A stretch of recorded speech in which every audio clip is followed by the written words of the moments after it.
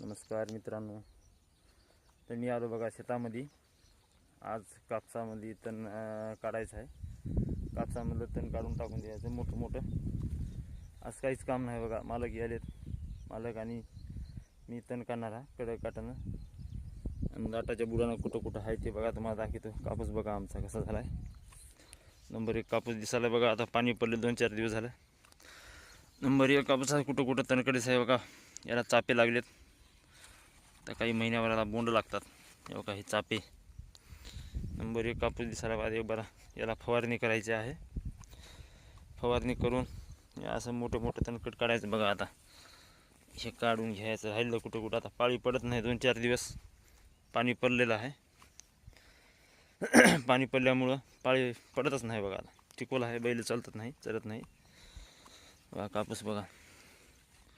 Number 1 कापूस झाला बघा.